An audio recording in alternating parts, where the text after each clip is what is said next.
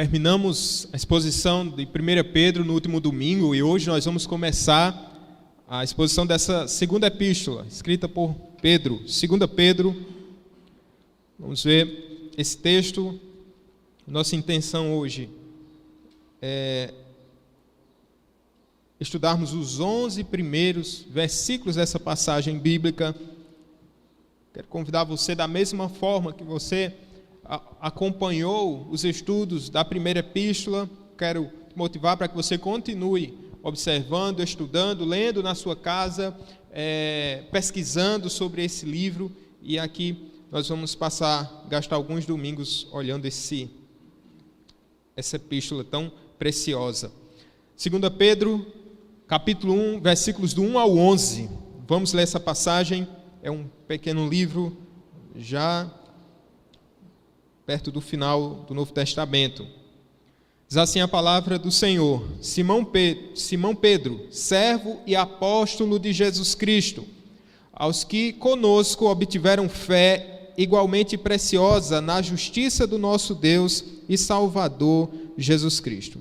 Graça e paz vos sejam multiplicadas no pleno conhecimento de Deus e de Jesus nosso Senhor, visto como pelo seu divino poder nos têm sido doadas todas as coisas que conduzem à vida e à piedade, pelo conhecimento completo daquele que nos chamou para a sua própria glória e virtude, pelas quais nos têm sido doadas as suas preciosas e muito grandes promessas, para que por elas vos torneis coparticipantes da natureza divina, livrando-vos da corrupção das paixões que há no mundo.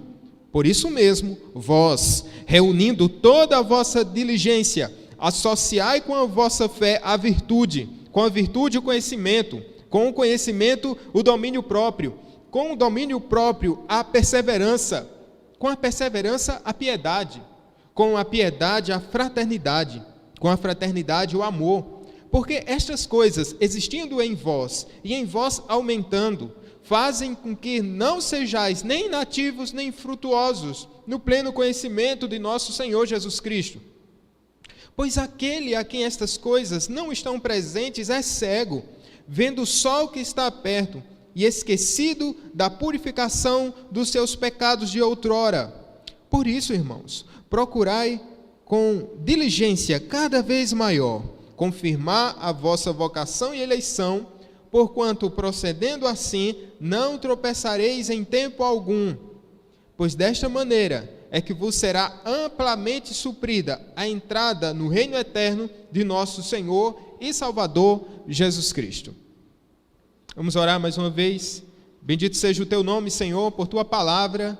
Te louvamos, Senhor, por termos visto a primeira epístola de Pedro, e rogamos ao Senhor que o Senhor continue a nos iluminar e nos dá esse desejo de aprender mais da tua palavra, Deus. Em nome de Jesus Cristo, para a tua glória.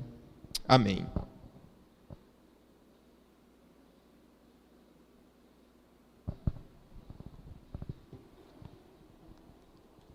Hoje é dia dos pais, não é? Quero perguntar, o que é que você deu de presente para o seu pai? Ou para o seu esposo, né, que é pai? Qual o seu presente que você já deu ou que você ainda vai dar? Eu quero dar uma sugestão aqui, talvez seja tarde demais, mas não tem nada não, você pode deixar essa sugestão e aplicá-la nas próximas datas comemorativas, tá certo? Veja só, eu como representante dos pais, e eu tomo essa autorização de vocês, pais, para representarem, e eu quero dar uma sugestão de presente. Sabe que o homem gosta de ganhar, geralmente, especialmente um pai, ferramentas. Ferramentas. Pense numa coisa útil, é a tal da ferramenta. E esse é um presente certeiro. Todo homem que se preze, ele tem uma boa quantidade de ferramentas em casa ou um vizinho generoso, porque ele sabe que um dia ela será útil. Colocar a cortina na parede, fixar quadro, enfeites pela casa, vira algo constante na vida dos homens, especialmente depois que eles se casam. Escuta bem, André, e vá preparando sua caixa de ferramentas. Esses instrumentos são úteis. Eu não sabia o quanto, até me casar. E eu confesso, irmãos, que eu não sou um bom manuseador de ferramentas. Até hoje, Raquel diz que ela não gosta de me ver batendo um prego na parede. Ela tem suas razões. Eu atribuo isso à falta de ferramentas adequadas. Até hoje, se você for lá em casa, você vai perceber que a minha TV ela é um pouco torta. Porque eu fui fazer os furos do painel. E teve uma diferença assim, milimétrica. Mas as esposas têm uma visão muito privilegiada. Elas gostam de ver aquilo que elas querem ver. Ela está torta, a minha TV. Raquel disse que é por falta de habilidade. Eu continuo dizendo que é por falta de ferramenta adequada. O fato é, meus irmãos, que é importante o uso de ferramentas. Mais cedo ou mais tarde, você vai precisar delas. E, como eu já falei, é bom que você tenha em mãos. E se você ainda não comprou o presente do seu pai, parece que eu estou sendo aqui garoto propaganda da Carajás, você pode correr e comprar. Vai ser útil, não importa se chave de fenda, chave de boca, alicate, trena, metro, o que for. Isso vai ser útil, vai ser bem recebido pelo homem que se preza, ele vai gostar. Sabe, irmãos, de maneira geral, nós podemos olhar que nós já ganhamos um grande presente. E Pedro vai falar desse presente. Que presente é esse? A salvação. Que presente precioso, não só para os pais. Um presente que nós ganhamos desde a eternidade, foi aplicado a nós nesses dias. Esse presente precioso, especial, dado pelo Supremo Pai. Esse Pai, que sabe das nossas necessidades, Ele nunca deu um presente errado para seu ninguém. O presente que Deus dá nunca fica guardado lá porque você não gostou dele. Aqui, essa epístola de Pedro vai falar desse precioso presente que é a salvação que Deus nos deu. E ele vai nos mostrar que, juntamente com a salvação, Deus nos deu ferramentas que vão ser úteis para o nosso processo de santificação. Então, gostaria de ver com vocês justamente isso, que o cristão recebe tudo o que precisa na salvação e precisa usar tudo o que recebe para confirmar a sua eleição. O cristão recebe tudo o que precisa na salvação e precisa usar tudo isso para confirmar essa eleição. Vamos ver. Primeiro eu queria ver com vocês que juntamente com a salvação, o cristão recebe tudo aquilo que é necessário para a sua vida. Em segundo lugar, tudo aquilo que foi recebido pelo crente é útil e deve ser usado para a sua santificação. Em terceiro e último lugar, vou mostrar que esse uso diligente dessas graças, desse presente recebido, confirma a eleição do crente. Vamos para um primeiro ponto. Juntamente com a salvação, o crente recebe tudo aquilo que é necessário para a vida cristã. Olha como isso é importante. Deus somente não agiu poderosamente nos concedendo salvação como um ato pontual. De fato, há um momento onde há o novo nascimento. Mas imagine, por mais belo, por mais precioso que seja, e tem tanta gente com testemunho de conversão tão lindo, né? A gente escuta histórias belíssimas, preciosas, mas imagine só se o ato de Deus, a ação de Deus fosse só no momento da nossa conversão. O nosso testemunho, por mais belo que seja, ele não será mais útil para a gente. Por isso Deus, ele age tanto na nossa salvação, e juntamente com a nossa salvação, ele nos dá essas dádivas, essas bênçãos que serão úteis para a gente. Queria mostrar rapidamente essas questões introdutórias, já que a gente está adentrando agora nessa carta. Por exemplo, a questão da autoria. Essa carta foi escrita por Pedro, né? Já no versículo 1, já essa afirmação, o mesmo Pedro que escreveu a primeira epístola, escreve. A data, muito provavelmente, por volta do ano 67, 68. Em 2 Pedro, a gente vai ver que ele está caminhando para a sua morte, então, a morte iminente, então ele deixa esse seu último escrito. Qual o público? É baseado no capítulo 3, que diz que ele escreveu uma carta anterior, a gente pode deduzir que é o mesmo público a quem ele escreveu a primeira epístola. Na primeira epístola de Pedro, se você lembra, ele diz assim, no verso 1, aos eleitos que são forasteiros da dispersão, no Ponto, Galácia, Capadócia, Ásia e Bitínia. Então, esse é o público, o autor nós falamos, a data também, e aqui a gente pode falar um pouco do propósito dessa carta. Observe, meus irmãos, se na primeira epístola de Pedro, o tema maior foi falando sobre a perseverança em meio ao sofrimento, não foi isso? Nós ouvimos falar tanto sobre sofrimento e da necessidade de perseverarmos até o fim. De maneira geral, a gente pode dizer que 1 Pedro fala sobre o sofrimento e a necessidade de perseverança. Na segunda epístola, assim, dentre os temas mais destacados, a gente vai ver que é uma carta que pretende munir os crentes, preparar os crentes para os ataques dos falsos mestres. Ele não vai dizer que tipo de heresia é essa que está se infiltrando ou que ameaçava os crentes, mas, assim, em geral, os estudiosos pensam que era uma espécie de gnosticismo.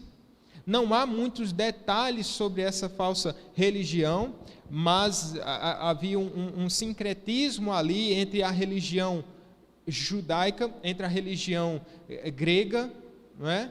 Havia também práticas do paganismo, no caso, do judaísmo e também do cristianismo. Então, ele vai dizer algumas coisas no decorrer da carta que dá-se a entender que essa falsa religião e esse ataque dos falsos mestres. 2 cartas e 2 ataques diferentes. Veja só, se Satanás não consegue vitória de um jeito, levando os crentes a fraquejar na fé, e é isso que ele tenta, né, através da perseguição, muitas vezes ele se apropria disso para fazer com que o crente fraqueje. Se ele não consegue vitória nesse âmbito, ele tenta a sua segunda arma, que é falsificar o evangelho e comprometer a fé dos crentes. Satanás tem muitas ferramentas e ele usa todas as ferramentas para o mal. De uma forma ou de outra, ele está atacando a igreja. Veja, meus irmãos, no verso 1 e 2, diz que nós vimos que Simão Pedro ele é servo e apóstolo de Jesus Cristo, né? Mostrando aqui o chamado de Deus como apóstolo, mas mostrando a sua humildade. Ele não passa de um servo do Senhor Jesus Cristo. E aqui ele usa muitas vezes a palavra conhecimento, e isso vem de encontro justamente ao combate dele à heresia do gnosticismo, suposta heresia, que tratava justamente da salvação pelo conhecimento, alguém que tinha um conhecimento mais elevado da divindade. Então isso tem a ver um pouco, então você vai perceber que em vários momentos Pedro vai usar essa palavra conhecimento. Então ele vai combater conhecimento com conhecimento, o falso conhecimento com o verdadeiro conhecimento, a gente vai chegar lá. Mas veja, eu falei para vocês que o crente recebe tudo o que precisa. Esse texto vai nos mostrar que nada é conquistado por nós, mas tudo é recebido. Presta atenção a partir de agora em 2 expressões. Ele vai usar uma expressão chamada obtiveram fé e nos têm sido doadas. Obter fé. Olha o que diz no verso 1. Simão Pedro, servo e apóstolo de Jesus Cristo, aos que conosco obtiveram fé. Ou seja, aos irmãos que juntamente com ele obtiveram fé. Nem todos são apóstolos, mas todos são servos. Todos nós obtivemos fé por meio de Jesus Cristo e na pessoa de Cristo. Então, dessa forma, a NVI vai traduzir aqueles que mediante a justiça de nosso Deus e Salvador Jesus Cristo, receberam, veja a dádiva, veja o presente aqueles receberam conosco uma fé igualmente preciosa. Então nós recebemos mediante o quê? A justiça de nosso Deus, essa justiça revelada no Senhor Jesus Cristo, essa justiça que nos é imputada pelo sacrifício do Senhor Jesus Cristo, Deus operando em nós. A Corrigida Fiel, outra tradução, usa o termo alcançaram, ou seja, o crente, a fé recebida pelo crente. E assim Pedro diz implicitamente quem é o público não somente direto dessa carta, mas o público que está implícito nessa carta, todos aqueles que obtiveram fé. E se você, meu irmão, já obteve fé, essa carta é para você também. Essa carta é para o povo de Deus, ela é útil para nós. Ele vai usar uma segunda expressão, nos têm sido doadas.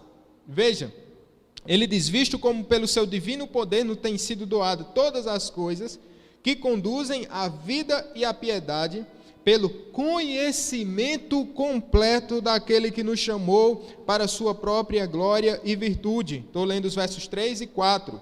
Pelas quais nos têm sido doadas as suas preciosas e muito grandes promessas.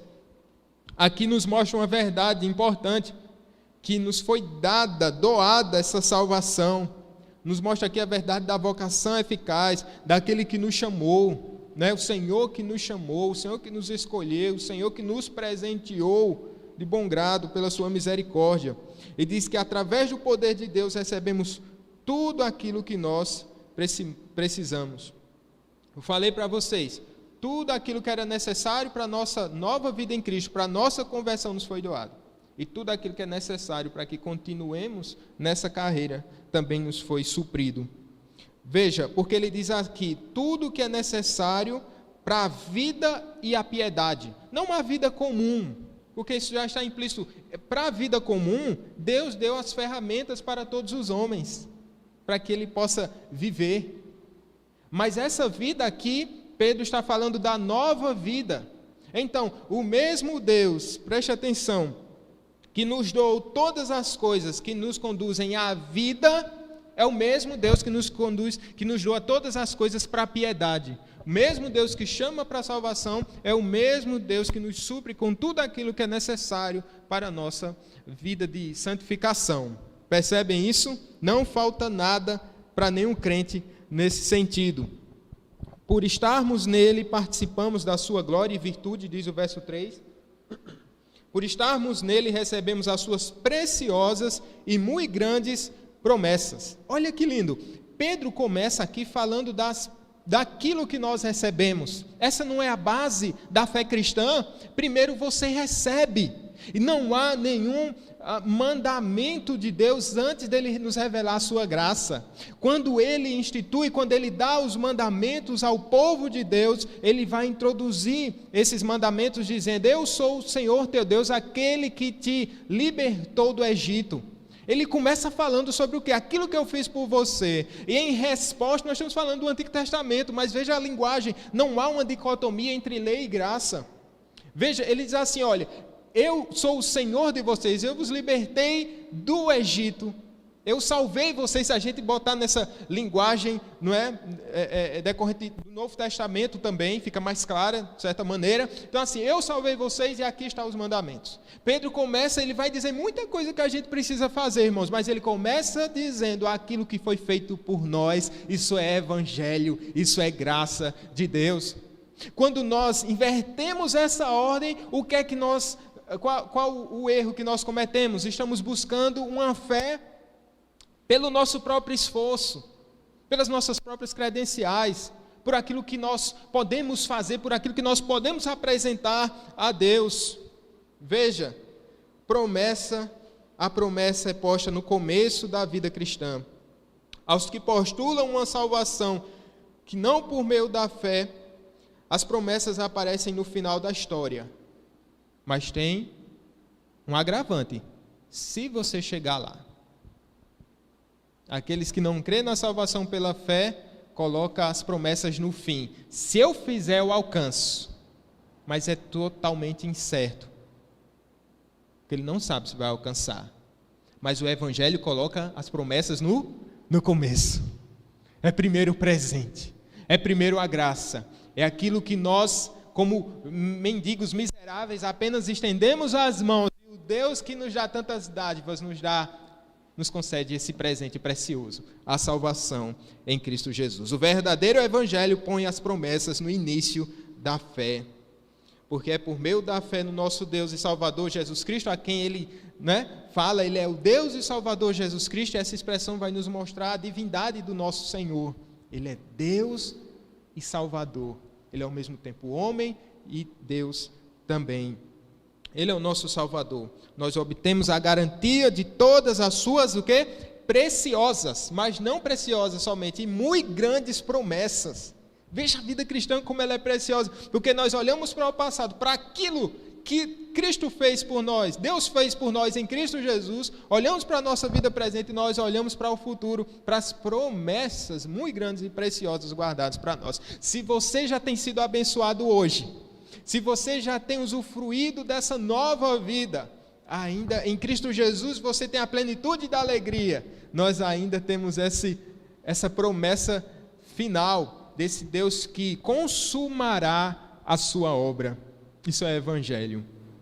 Veja, ele diz no verso 4, pelas quais nos têm sido doadas as suas preciosas e muito grandes promessas, para que por elas vos torneis coparticipantes da natureza divina, livrando-vos da corrupção, das paixões que há no mundo. Veja, os dois propósitos aqui que nós podemos perceber dessa dádiva, desse presente, para que através dela nós nos tornemos coparticipantes da natureza divina. E aqui, por favor, não venha dizer que aqui Pedro está dizendo que nós vamos nos tornar deuses. Um Deus. Sabe por quê? Porque se a gente observar isso aqui, que a gente vai ser coparticipante da natureza divina, como se Deus compartilhasse a sua divindade com a gente, em termos de essência, não é? Nós estaríamos dizendo que essa era a promessa cumprida que Satanás fez a Adão e Eva. Dizendo assim, vocês vão ser iguais a Deus. Né? Sproul, ele percebe isso. Ele diz, é verdade. Então aqui não é promessa do diabo que está sendo cumprida, é promessa de Deus. Né? Nós vamos participar nesse sentido da sua santidade, dessa natureza divina, com o Espírito Santo habitando em nós e nos santificando, e essa é uma promessa futura também. Ele nos livra da corrupção, das paixões que há no mundo. Veja, ele já nos deu essa capacidade de nos livrar da corrupção, das paixões que há no mundo. Já é vitória, isso já está implícito na salvação. Quando ele lhe chama a salvação, ele já te reveste de toda a capacidade como um soldado de Cristo, pronto a guerrear e a vencer este mundo. Portanto, irmãos, se há algum crente fraco na fé, se há algum crente pego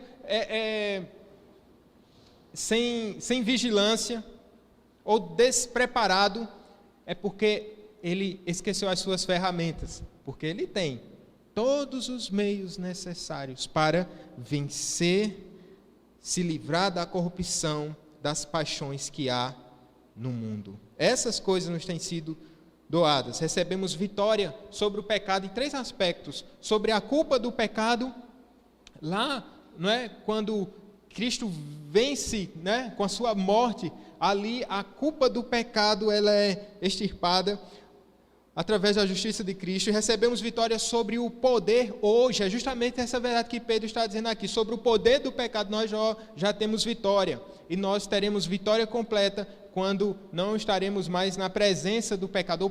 O pecado não estará mais ao nosso alcance, porque seremos tão como Deus é nesse sentido de santidade, e o pecado não entrará nos portões de Sião. Mas é vitória. Olhando para o passado, a culpa, já não há mais culpa pelo pecado. Olhando para hoje, não há mais o poder. O pecado não exerce mais poder sobre nós.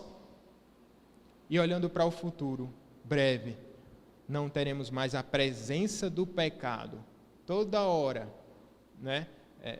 Militando contra a nossa carne.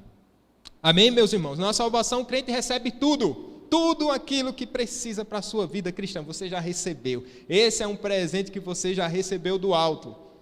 Mas, em segundo lugar, tudo que você recebeu, o que é que a gente faz agora?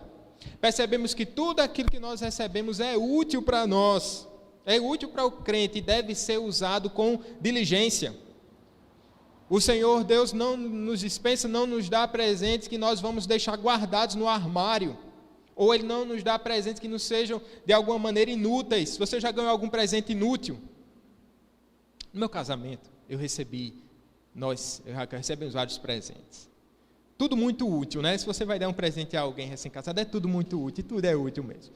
Mas eu lembro que nós recebemos de presente uma espécie de aquário elétrico. Era do tamanho como se fosse uma TV de LED. E vocês sabem como esse aquário é elétrico? Você aciona um botãozinho lá, aí tem uma gravura inteira de peixes e eles vão rodando, rodando, rodando, rodando e rodando. Ele era bonitinho, especialmente à noite. A gente arrumou um lugar para ele, não foi fácil arrumar porque ele era grande, mas a gente arrumou um lugar na estante da sala. Nós não ligávamos aquele troço. Exceto quando chegava alguma criança lá em casa. A gente ligava, eles ficavam rodando, rodando, rodando. A criança ficava entediada e deixava aquilo para lá. Com o tempo, a gente, me perdoe a quem deu esse presente, ele entrou em desuso por uma questão natural. Aquilo não era muito útil para a gente. Entretanto, tem coisas, a gente está com 12 anos de casado. E tem coisas desde o nosso casamento que ainda estão lá. E são muito úteis, né? Pratos, talheres, aqueles que restaram, eu quebrei muitos, né? Mas assim, é tudo muito útil para a gente, sabe? Deus, quando nos dá presentes, Ele nos dá presentes que sejam úteis para toda a nossa vida cristã. Eles são duradouros, eles são acessíveis, eles estão, né, ao alcance de todo crente. É isso que Pedro está nos falando aqui.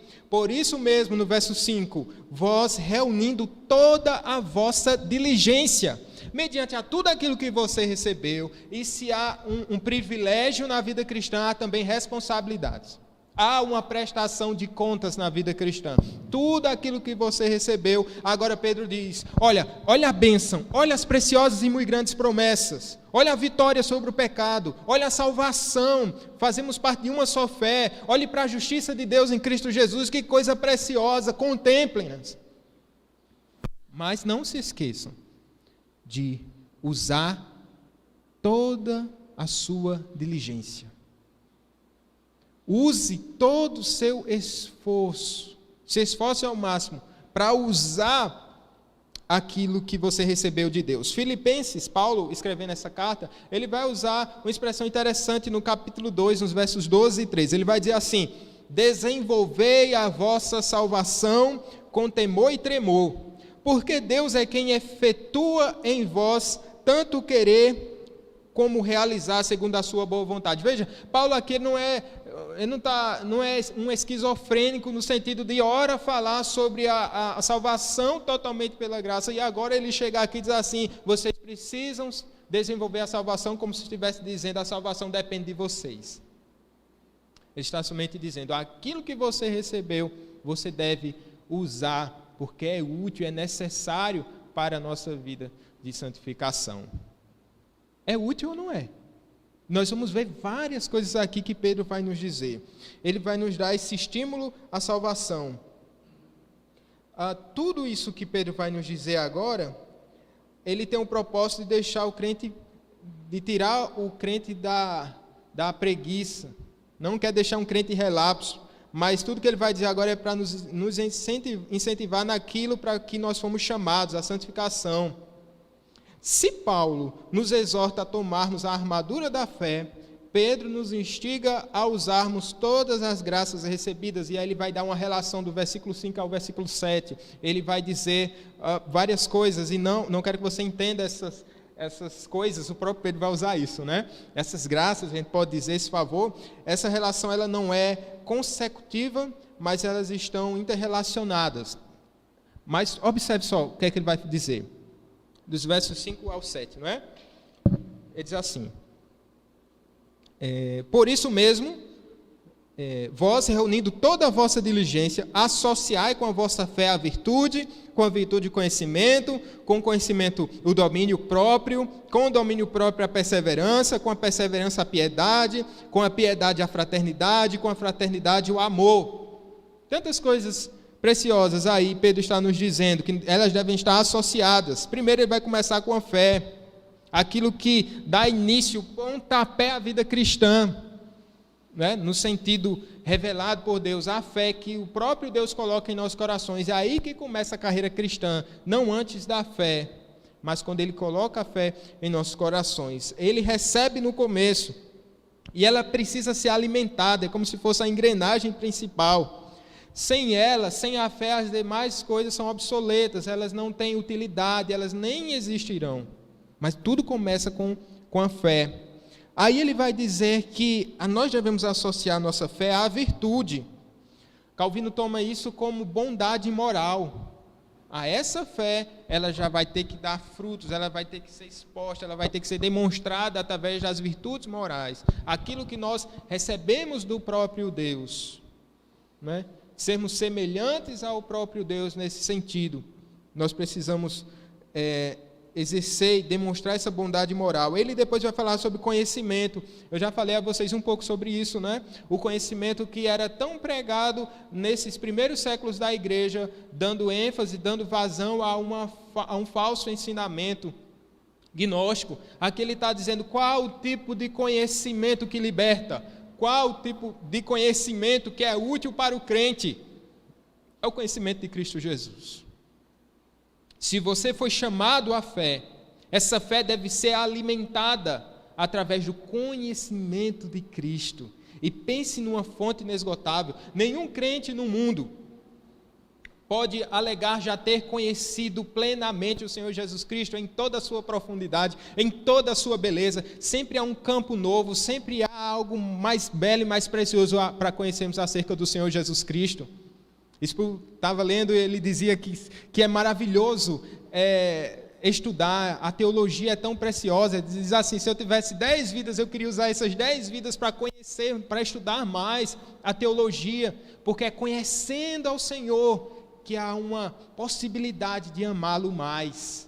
Conhecer a Deus é mais do que somente depositar na nossa mente um conhecimento que não nos será útil. Não, conhecer a Deus é se debruçar na palavra do Senhor, é viver nesse progresso espiritual, conhecendo sempre ao Senhor. É sempre bom conhecer mais uma faceta de Deus, mais uma graça de Deus, né? Olhamos isso, eu já falei isso, eu creio que foi Simone que falou de alguém, o pastor Flauber, que leu os Salmos, foi um testemunho, e alguém que foi ler os Salmos e foi destacando todas os atributos de Deus nos Salmos, né? Que coisa linda isso, olhar, e todas as vezes que eu leio a palavra de Deus, eu devo conhecer mais profundamente o Senhor, lendo com a mente e com o coração, e eu sempre fico dizendo, ó a profundidade da riqueza, do conhecimento, tão belo e tão precioso, é o nosso Deus, uma fonte inesgotável. Aqui ele vai dizer que nós devemos unir a isso o domínio próprio. Não adianta conhecer, e como é que eu demonstro esse conhecimento, como é que eu demonstro a minha fé, através do domínio próprio, aquele que domina a si mesmo, aquele que sabe que já recebeu tudo para lutar contra o pecado, livrando-vos da corrupção das paixões que há no mundo. E como nós fazemos isso, como nós lutamos contra o nosso eu? Através do domínio próprio. Depois ele vai falar da perseverança. Perseverança esta que Pedro assim sabe muito bem. Ele é o mestre na escola da perseverança. Um homem que sofreu, perseverou com Cristo Jesus na sua caminhada, na sua trajetória de fé. Um homem que estava prestes a morrer por causa do Evangelho, mas ele perseverou até o fim. Então ele tem autoridade para nos falar sobre perseverança. Depois ele vai falar sobre a piedade, que a gente pode entender aqui como santidade. É uma vida de santidade, uma vida que tem um testemunho precioso, uma vida aos pés da cruz. Ele completa falando da fraternidade. Fraternidade diz respeito ao amor para com o próximo. Fraternidade. E por fim, ele fala sobre o amor, o maior de todos os dons, amar a Deus sobre todas as coisas. Viu? Eu falei quase sem respirar, é como Pedro escrevendo. A gente está vendo uma frase gigante de Pedro. Sabe? Mas sabe? Só em ler isso a gente fica ofegante. Isso mostra que a vida cristã, ela é dinâmica. É uma vida de suor.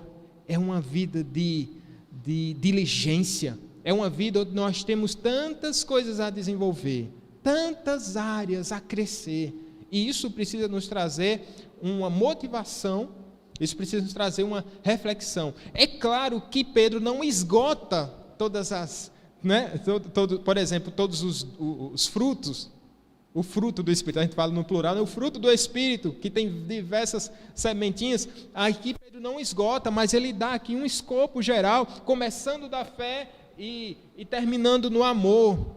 Tudo que se enquadra dentro dessas verdades.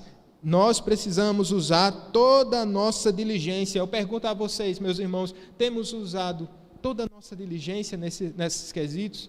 Toda a nossa diligência buscando conhecer a Deus? Toda a nossa diligência para alimentarmos a nossa fé? Toda a nossa diligência no que compete ao domínio próprio, se esforçando ao máximo? Toda a nossa diligência na perseverança? Todo o nosso esforço na vida de piedade? Todo o nosso esforço para amarmos o nosso próximo? Temos feito isso? Pedro está nos dizendo, use tudo que você recebeu com toda a vossa diligência. Todos recebem tudo. Todo crente tem todas essas coisas. Mas assim como eu falei para vocês, lembrando que Paulo escreve aos Filipenses capítulo 2, todas essas coisas precisam ser desenvolvidas. Tem um homem de Deus que ele diz que na igreja há pessoas santas, pessoas mais santas e pessoas ainda mais santas. Veja que a categoria já começa em pessoas santas. Esse é o nível mais básico da vida cristã, é um santo.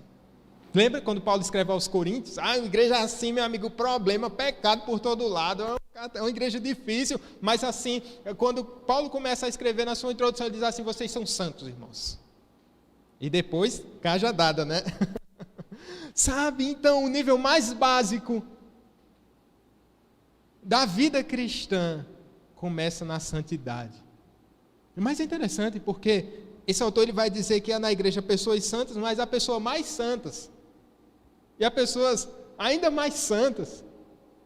E isso nos traz a memória, nos traz essa verdade da necessidade do desenvolvimento na fé. De usar tudo isso de maneira crescente, usarmos todo esse presente que Deus nos deu, com o propósito de crescermos em comunhão e em graça. Há pigmeus na fé, mas também há gigantes na fé. Há meninos na fé, mas há maduros na fé. E eu não estou dizendo necessariamente que são pessoas diferentes. Às vezes são diferentes períodos da nossa própria vida. Onde nós, pelo ponto de vista bíblico, essa fé deve ser crescente. A Bíblia nos instrui a isso, nos exorta e nos dá tudo o que é necessário para uma vida sempre crescente na fé. Tá bom, meus irmãos? Veja, nós recebemos tudo de Deus na nossa salvação e tudo deve ser usado. E o uso diligente dessas coisas confirma a eleição do crente. É assim que Pedro vai chegando a essa última parte desse trecho que nós separamos para hoje. Ele diz no verso 8, observe, porque estas coisas existindo em vós, e em vós o quê? Aumentando, fazem com que não sejais nem nativos, nem infrutuosos no pleno conhecimento de nosso Senhor Jesus Cristo. Primeiro teste, essas coisas existindo em vós. Existe crente sem fé? No sentido da fé salvífica? Não, ninguém é salvo sem fé, né? A justificação pela fé. Então, é necessário. Eu falei só desse ponto porque ela já é suficiente para a gente chegar a essa conclusão aqui que o que Pedro está falando é dizendo assim, não é dizendo assim, que você pode ter uma coisa e pode não ter outra. Especialmente a fé, principalmente a fé. Ele é o ponto inicial da nossa carreira cristã. Então ele está dizendo assim, se existir em vós, existe. Porque se não existir, isso é um fato preocupante. Isso mostra que não houve um novo nascimento. Existindo em vós, e em vós o quê? Aumentando. Veja o progresso aqui. Pedro, quem está escrevendo para a gente é Pedro. Vocês acham que, pensando aqui rapidamente na vida de Pedro, ele foi alguém que aumentou nesse nível de fé, nessa carreira cristã? Ele progrediu ou ele regrediu? Claramente. Começou com aquele entusiasmo do novo crente, querendo abraçar e conquistar o mundo, derrotando o diabo, né? Depois declinou. Jesus Cristo o restaurou. E agora Pedro está numa crescente extraordinária, né? pregando ousadamente aos religiosos da época, vivendo uma vida de santidade, caminhando até a cruz e, segundo os historiadores, dizendo assim: eu não sou digno de morrer como meu Senhor, e ele pede para que a cruz seja invertida e ele é crucificado de cabeça para baixo. Que fé, meus irmãos. Esse homem está falando aqui, alguém que cresceu no conhecimento de nosso Senhor Jesus Cristo, e ele tem autoridade para nos falar isso. Existindo em vós aumentando, existindo em vós. Eu acho que é sempre saudável o crente avaliar a sua fé. Eu não estou dizendo isso por uma percepção pessoal, mas a própria Bíblia diz que nós devemos fazer sempre esse exercício. Olhe se vocês estão na fé. Olhem, observe sua própria vida. Então, é sempre um exercício válido olharmos para a nossa própria fé, se há em vós, e em vós aumentando. Elas precisam crescer. Pedro vai falar sobre isso ainda no capítulo 3, verso 18 dessa mesma epístola. Ele diz assim: crescei na graça e no conhecimento de nosso Senhor e Salvador Jesus Cristo. Ele começa falando sobre crescimento, ele chega ao fim dessa epístola falando sobre crescimento. E a vida cristã, ela é dinâmica. Já falei isso outras vezes, mostrando que a vida cristã, ela nunca está estagnada no sentido assim de não ter emoções. Ela sempre está em algum nível, crescendo ou diminuindo, mas a vida cristã, ela é dinâmica. Você nunca está parado nessa jornada na fé. Sabe por quê? Você diz assim: pastor, acho que eu estou parado. Então eu digo: você está diminuindo. Se você diz que está estagnado, eu digo para você: você está diminuindo. Ou você cresce, ou você diminui. Essa é a dinâmica da vida cristã. Você não pode dizer: não, mas eu já li.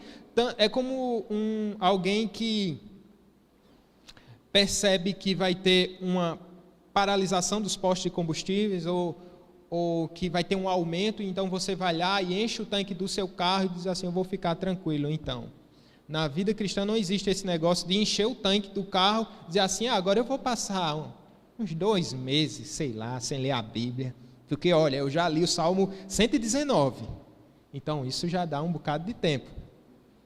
Eu adiantei a devocional de amanhã. Eu sei que essa semana vai ser difícil, então vou fazer as devocionais todas. Senhor, está completo aqui. Não existe isso. Não existe isso. É o pão nosso de cada dia, do ponto de vista espiritual também. Então, se você diz que está estagnado, lamento, você está diminuindo. Aqui Pedro está nos falando dessa dinâmica. E assim, a gente não pode levar a vida cristã no banho-maria, né? Aquela coisa sempre sem crescimento. Olha, eu fico inquieto com isso. Pelo menos na minha vida particular, eu fico inquieto com essas coisas assim. Não, Senhor, se a tua palavra diz que eu devo progredir, que eu devo crescer em conhecer o meu Senhor, se a palavra de Deus me chama a uma comunhão cada vez maior, se a palavra de Deus nos mostra, né, que há santos, há mais santos e aqueles ainda mais santos. Senhor, eu não quero um lugar de mediocridade, porque o meu Cristo deu tudo por mim. Não, preciso sempre crescer, sempre em comunhão, sempre em graça. É tão difícil, às vezes a gente nem percebe esse crescimento, mas é uma inquietação que deve estar no coração da gente. A oração pelo avivamento, né? Às vezes a gente vê a igreja tão apática do Senhor Jesus Cristo, uma igreja tão inativa, uma igreja tão infrutuosa, e Senhor, não, nós precisamos crescer na fé. Como está a sua fé, meu irmão? É a mesma fé do seu tempo de menino? É a mesma fé que você tinha alguns anos atrás? Ou você tem conhecido mais ao Senhor? Ele se dá a conhecer. Nesses dias ele se revelou por meio do Senhor Jesus Cristo. Eu posso conhecer mais a Deus. Por que não crescer mais na leitura da palavra? Por que não orar mais? Por que não perseverar mais? Por que não estar mais na igreja, apesar das suas dificuldades nesses dias? Mas por que não? Se o Senhor Deus nos dá esse presente maravilhoso, que é chegarmos na sua santa presença, que é conhecermos mais o Senhor, é sempre uma surpresa nova. é a velha palavra, o velho evangelho, mas o Senhor Deus sempre revela algo de novo para nós, não no sentido de ortodoxia, né? Mas no sentido de comunhão, de graça, novas experiências. Assim a gente vê, olha como Deus é glorioso, como nosso Deus é grande. Nós precisamos disso seriamente, irmãos, urgentemente, precisamos. Por isso a Bíblia nos chama a voltarmos ao primeiro amor. A porta do céu, às vezes a gente pensa na nossa vida tão medíocre como uma vida na escola, né? Se eu tirar 7, tá bom. E a maioria da meninada está bem feliz, que esse ano parece que não pode reprovar ninguém, né? É uma coisa do tipo, né? Não sei, pode ou não pode? Sabe não? Ou então, tape os ouvidos, viu, meninada? Vocês precisam estudar mais. Então, enfim.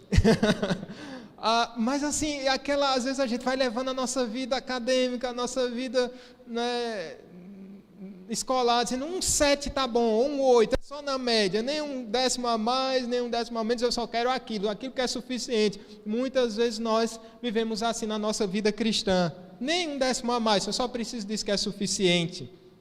Meu irmão, eu sei que a porta do céu é estreita, mas você não precisa passar por debaixo da porta.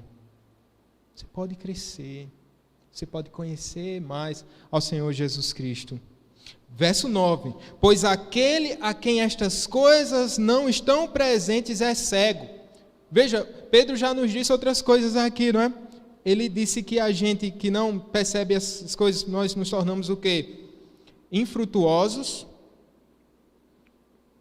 Verso 8, podemos, né? Se a gente não se apropria dessas coisas, a gente se torna inativo, a gente se torna infrutuoso e a gente se torna como cegos. Ele vai dizer aqui nesse verso para a gente. Deixa eu me encontrar aqui. Verso 9 eu falei. Então ele vai falar o seguinte: olha, como se você que tem... Pois aquele a quem estas coisas não estão presentes é cego, vendo só o que está perto, esquecido da purificação dos seus pecados de outrora.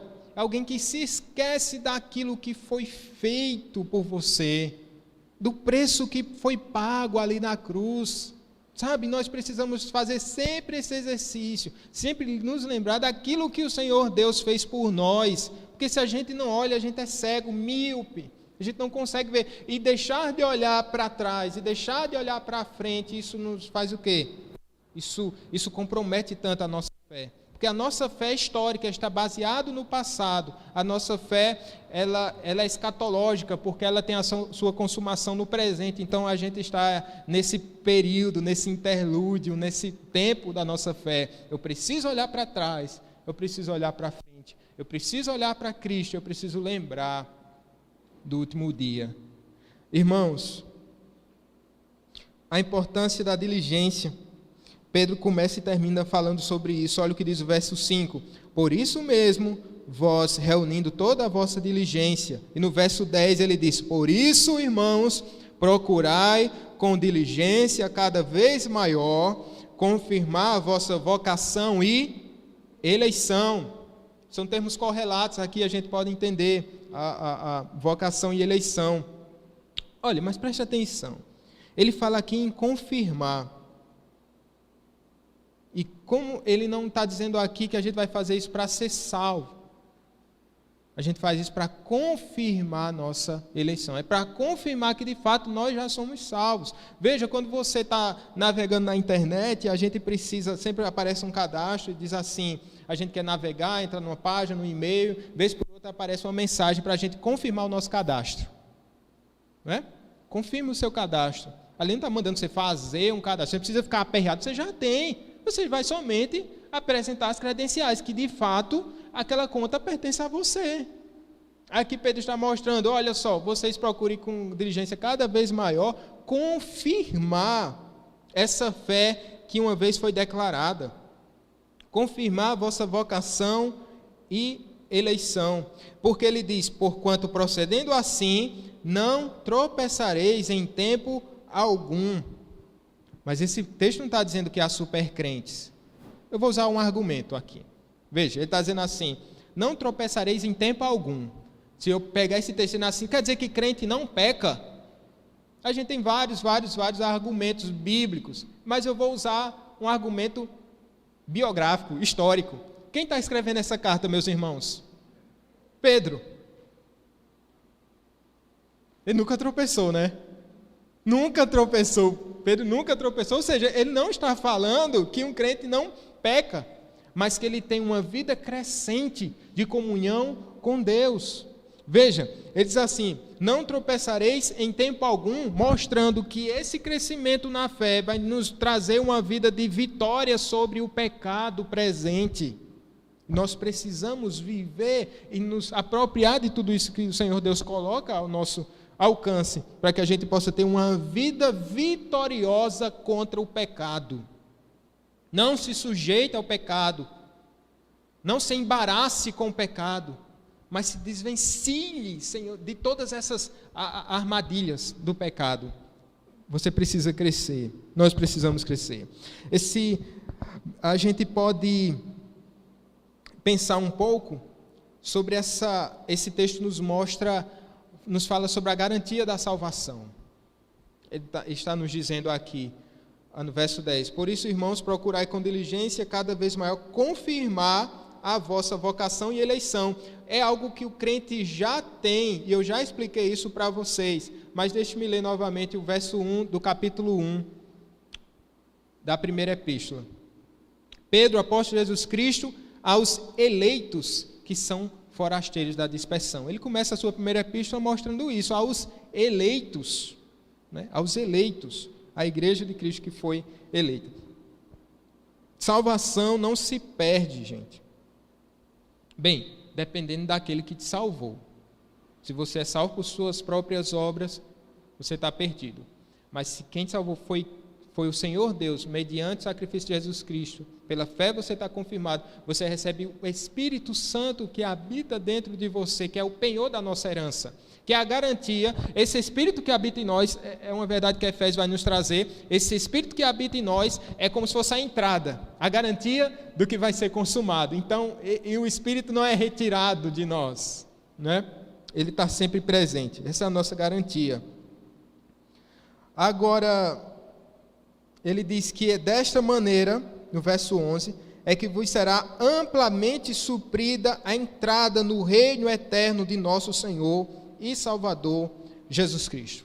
Ele está falando aqui, sabe de quê, irmãos? Sobre a segurança da salvação.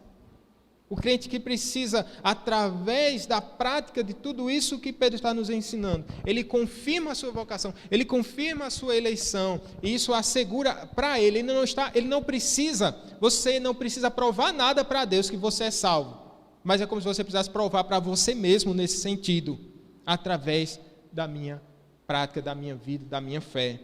Então, a entrada no reino de Deus vai ser amplamente suprida.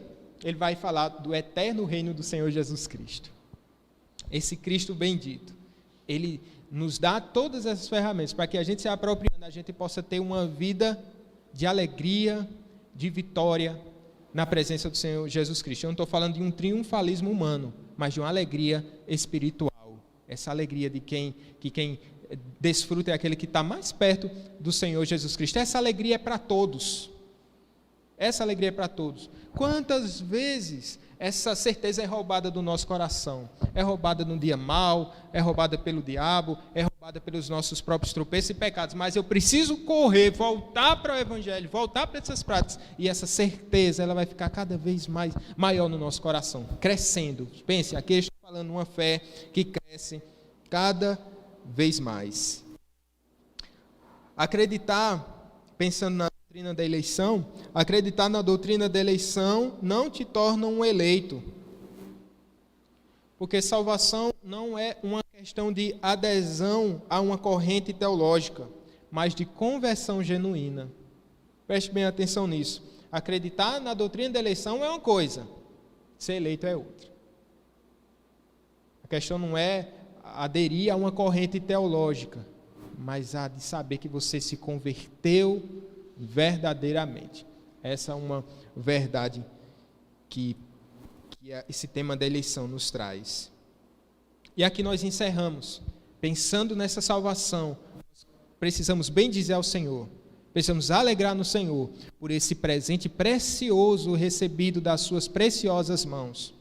Nós precisamos usar aquilo que recebemos, todas as ferramentas que recebemos da parte de Deus, todos os presentinhos que você recebe, eles têm uma utilidade na vida cristã.